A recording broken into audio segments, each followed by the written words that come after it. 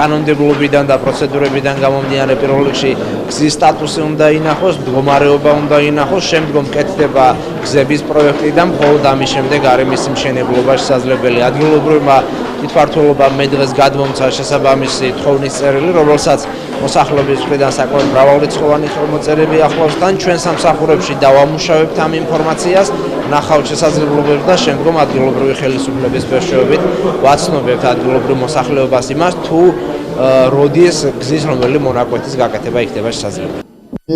დარწმუნებული ვარ, რომ მალე დადგება კიდევ ისეთი ბედნიერი დღეები, როცა ახალი ნათლულები მეყოლება. მინდა ბუროს რაიონის გაჭირებული ოჯახებისთვის გადავსე მეუფე სპირიდონს 5,000 ევრო დახმარება უნდა დაურიგებთ არამედ მუსულმანებს ყველას ვისაც უჭირს ყველა ჩვენი შვილებია. დღეს იყო ძალიან მნიშვნელოვანი შეხვედრა საქართველოს კათოლიკოს პატრიარქი შეხვდა აბუს ერზეთველი სახელობის უნივერსიტეტის სტუდენტებს, ინტელიგენციას, საზოგადოებას.